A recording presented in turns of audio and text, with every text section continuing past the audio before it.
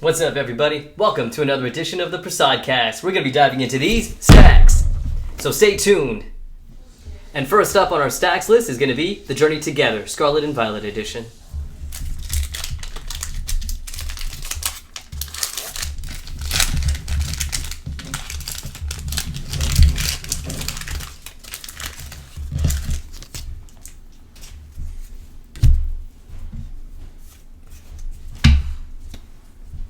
Okay, got the energy. Shelgon. Hey! Hi, Sheldon. Milcery. A Wooper. The Paldean version. The Paldean version. Black Bells Training. How many of those do you think we have now? As much as End's plan. Yeah, I think so too. Excelgor. He's cool. Yeah, he's really cool. cool. Excelgor. Lily's Pearl. A Greedent. Another Daramuka. He's your favorite, isn't he? Yeah, he's adorable. Yeah, right. A Holo. Alrighty. A Parasect. And a Butterfree. Next up on our stacks reveal is going to be the Paradox Rift. We got Roaring Moon on the cover. Let's open her up and see what we get. Alright, let's see what we got. Psychic Energy. Napalm. Pansage. Mantike. Goodbye. Iron Bundle. Ooh, Very cool. Techno Radar. Counter Catcher. Oh, I like Plusle. Ooh, that's cool. Espatra. And here's the reveal. A first full art. Oh, right. A full art Dottler. There That's we go. awesome. That's awesome, man. This is a really nice Beautiful card. card. We're going to sleeve that one up right away. There we go, man.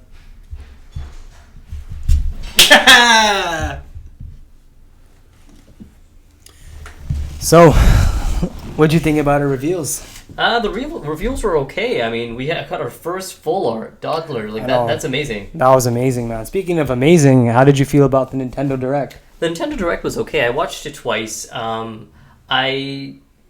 What I liked about the Nintendo Direct was that they kind of broke it into like two different aspects.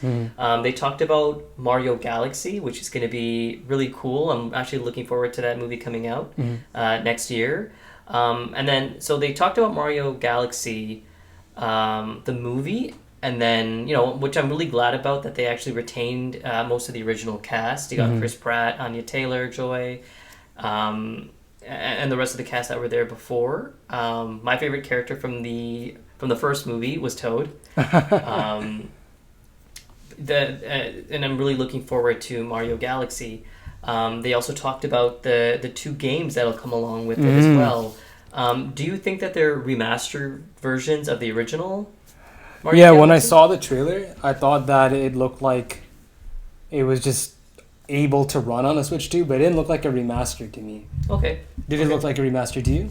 I hope it was. I hope so too. Because they're going to charge us full price for the game. Yeah, exactly. I mean, in Nintendo games, as you could probably all agree, it's very expensive as it is, and they rarely go on sale. Rarely, man. Right. Speaking of games, how do you like the prices on games right now? Prices on games have really increased. We'll get to that actually in a bit, though. I still want to talk about Nintendo Direct the second portion of it, which they revealed a lot of the upcoming games. They had the retro version of was it Street Fighter? The arcade game? Street Fighter has a retro version? Was it Street Fighter or Mortal Kombat that I think I saw in the Nintendo Direct? I can't remember. Yep. But I'm excited for that. I'm also excited for... You're not going to play that. Maybe. Fake news, everybody. No. He wouldn't buy that game to save his life. Yeah, Metroid, they really killed it with showing the trailer. Speaking of trailers, what did you think of it? Pokemon ZA, October 16th. We actually got to see a lot of gameplay in here, which I was actually very impressed with. I was too. How did you feel about the dodging feature of attacks? Okay, is it me or does it look a little clumsy, like your Pokemon moves left and then you move left with it? I mean, it's an evolution of the game. Why can't it be one of them? Evolution of the game, it's 2025. I know, but think about it. Back in 1995 originally, you could never dodge a move unless... People should not drop those points anymore. It's just too late now. I mean, okay, so how about this? Okay, so when it comes to the dodging feature, that's one thing. But, I mean, it's also, like you said, it's 2025, and this is something that I don't think you have a problem with, is the voice acting. I'm hoping one day that we'll get to a point where we actually have voice actors for a game. Yep, I feel you, man. Honestly, I don't mind reading it, because I feel like the dialogue isn't that interesting anyways. Continuing with Pokemon ZA, how did you feel about the Mega Evolutions? How'd you feel about Greninja being upside down?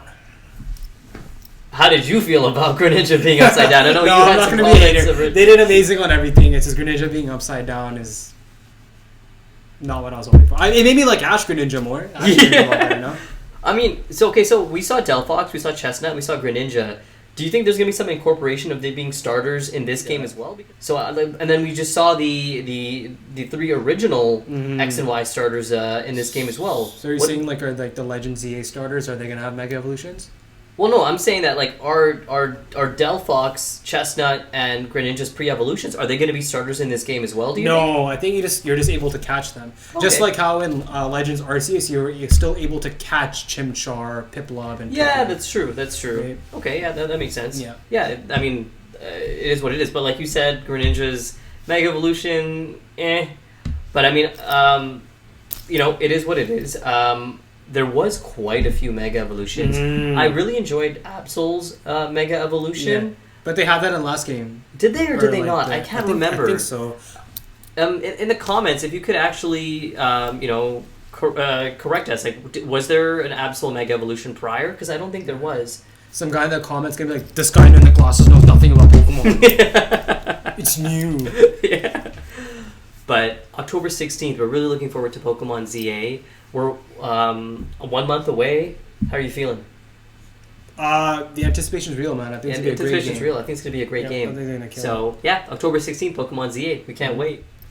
Now, I kind of wanted to stay a little bit on topic about Pokemon games, or maybe even games in general.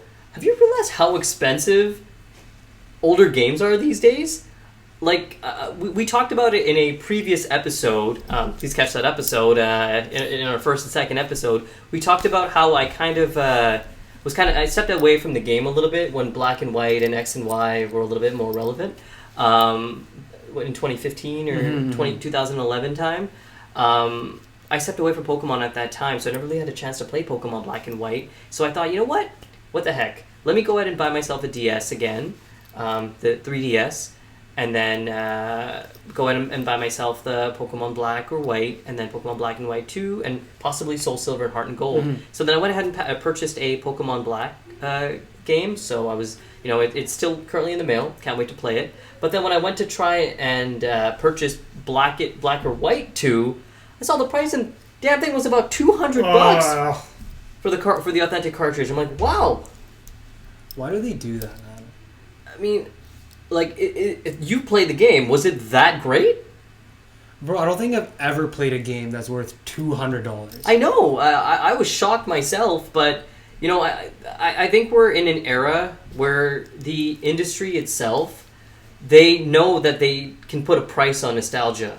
Because the people that are buying these games are, they're adults with adult money that can now purchase these things, and like myself and you, sometimes it's like you can't really put a price on nostalgia. But the fact that dude, why is a PS2 like $600 on these retro game stores? It's insanity. No offense, man. Like, why are you a grown adult spending $600 on like a PS2? Like, I get it, like nostalgia. I get it. Like, good for you. You love your childhood. That's great. But live it in your memories. Like, if you have crazy amounts of money, I get it. But if you're someone that's just working and has bills to pay, and $600 is a little bit of a nudge in the pants, it's not a smart investment, man. Like, I don't know. Like, and if you're buying that, I think you're a part of the problem as to why people in these stores are charging you that much, because they know someone's actually going to buy with it. Like, why would you buy that? I mean, I understand that argument too. You're right. But I mean, I think another aspect about it too is look at me buying the 3DS.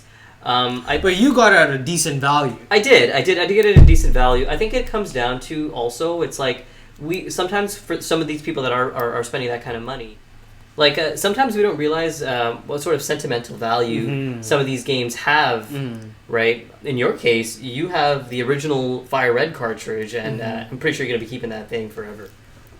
I'm gonna keep it, yeah, because it does have some value for it, but I'm not gonna like. Here's the thing. I'll tell you something. Sure. That specific cartridge has value to me. That specific cartridge. Yeah. If that cartridge was gone somehow, I'm not going to go out of my way to buy a different cartridge because it's not the same cartridge. That PS2 or whatever you buy, I know $600 could be like a, what's that word? An astronomical amount that probably isn't the... it's probably not the amount. Yeah, the correct value. But you're never going to get that PS2 that you played with as a kid. You know what I mean? So, like that Fire Red cartridge, yes, it means a lot to me. It has something to do with you and how I feel about you as a brother and what happened during that time when that game came out. Yeah, it means a lot to me. But it's not the Pokemon game. That's not the Pokemon that I had in that game. It's that cartridge. And when I plug that cartridge in, I feel a certain way. But if I lose that cartridge and I get another one, I'm not going to feel that way about that cartridge. It's not the same cartridge. That's fair. Right? Totally fair. Yeah, no, and that is a good way to think about it. But then again, I guess what happens is like when you grow up playing these games and such, you go out and trade them away, sell them, or lose them. And then over time we think about it like, man, like I wish I had that game back or whatever. And then in which case you have no choice but to buy a newer, like another version of it, which would hopefully still give you bring back those memories that you had originally. True. But regardless, you're right. So the actual cartridge itself that you received has that sentimental value, and I know you're gonna be hanging on to that thing for a while. But the word I was thinking was over-exaggerating. Oh, yes, that's right. Okay, that's right. Saying, sorry. In terms of the price, the price of the PS2. Probably not gonna buy. Yeah, it might be. I don't know. It could be. Yeah, but I mean, regardless, I do have to say it's come to a point where I don't think it's fair that a lot of the industry is taking advantage of people's sentimental values and that feel for nostalgia. I get it. It's actually us as consumers that actually set that price because it's like, oh, I'll pay whatever it takes to get this or whatever. But when it comes to that, it's not. I'm gonna be honest. Even like the games nowadays, they're actually, in my opinion, they're less better than the games from before. Well, but that's the thing. All they focus on is like, what is the best frame rate? Use Unreal Engine 5, make still pictures look really good, but like. There's no stories in these games anymore. Well, but see, and that's literally the problem. The gameplay is kind of the same thing everywhere you go. Exactly, but see, that's just it. It's like people want to play those older games back in the day that had those stories and such that they really valued, that they loved. So and that's why they're willing to buy those games again. But it's still not worth that price though. There's a premium, unfortunately, right? And I just wish the industry would do a little better. But regardless. These are the prices that are set, and we're just having to cope with it. Yeah. I will maybe somehow get a copy of Black and White too. But if it comes to a point where it's, did you get it for $200? I see. That's just it. No. Thank you. Man. No, I don't think so. Especially it's not even about like if you have the money, like. If you have money of something, like you have a lot of money, you should still understand the value of something. Yeah. Right? Getting ripped off is still a thing, whether you have money or not, right? Yeah, like you said, like if I go ahead and pay that $200 for that game, as you mentioned previously, I'm adding to that problem. Adding to that problem, yeah. I'm adding to that problem if I purchase it for that sort of price, because then that's also giving the industry leeway. Like, I can do this. Yeah, I can do this, right? Sort of thing. But regardless, this is the industry that we live in. This is the niche that we've grown to love and adore. It's just it is what it is. It is what it is. It is what it is. Please tune into the rest of our playlist and any other videos that you find interesting. This has been great. Thank you again. As we always say, please comment, like, share, and subscribe. And if you're with them, get with the algorithm. Increase the algorithm. Oh.